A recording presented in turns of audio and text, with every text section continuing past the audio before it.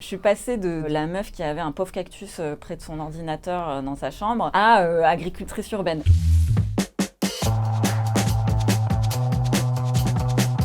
Je m'appelle Ophélie Damblé, je suis la fondatrice de Ta Mère Nature. C'est un projet un petit peu pluridisciplinaire. Je suis à la fois productrice de plants dans une pépinière installée à la Cité Fertile, un tiers-lieu dédié à la transition écologique dans le 93, et dans laquelle j'accueille aussi plein d'ateliers, donc tout type de public qui vient me voir pour se former. Et je communique aussi beaucoup sur le sujet de la nature en ville via tout type de supports, donc des livres et aussi beaucoup les réseaux sociaux, notamment YouTube. Dans cette pépinière, je fais pousser plein de plants, des plantes potagères, des plantes aromatiques et médicinales, des fleurs comestibles qui peuvent très bien pousser sur des balcons, des terrasses, donc dans des petits pots. Je suis passée de la meuf qui avait un pauvre cactus près de son ordinateur dans sa chambre à agricultrice urbaine. Même en venant de la campagne, je savais pas spécialement comment faire pousser ma propre nourriture. Il y a eu cette peur de la non-autonomie. Je me suis dit, je veux pas partir de cette terre sans savoir comment on fait pousser une tomate.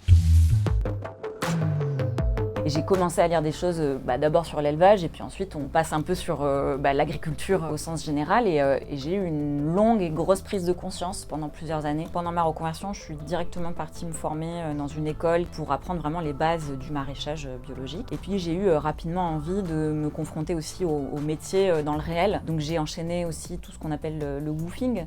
Donc c'est un organisme qui te permet d'aller bosser chez des maraîchers en l'échange du gîte et du couvert.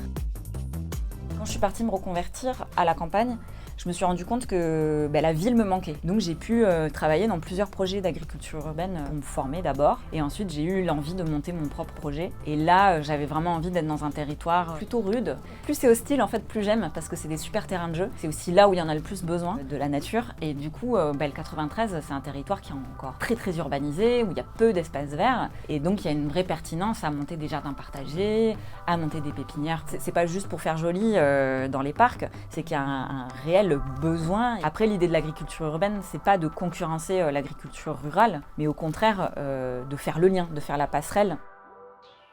La Green Guérilla, c'est un mouvement activiste qui est né dans les années 70 et qui vraiment part du principe qu'on n'est pas obligé d'avoir un jardin ou une terrasse pour jardiner, pour juste se reconnecter à la nature. Ça peut être à la fois balancer des graines ou des bombes de graines dans un parc où il y a juste de la pelouse et pas assez de fleurs pour les pollinisateurs, mais ça peut être jusqu'à la ZAD. On peut s'en emparer autant avec son enfant pour jardiner au pied d'un arbre que pour s'engager de manière plus politique. Et c'est aussi pour dire que l'écologie ou le jardinage, c'est pas un truc de bobo, c'est qu'il y a un vrai enjeu social derrière. C'est quelque chose qui est vraiment là pour recréer du lien social et pour répondre à un problème aussi d'autonomie alimentaire en ville.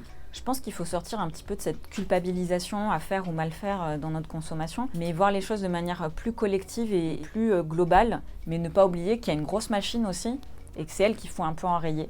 Et donc, moi, c'est pour ça aussi que j'appelle à la désobéissance civile, c'est dire stop collectivement.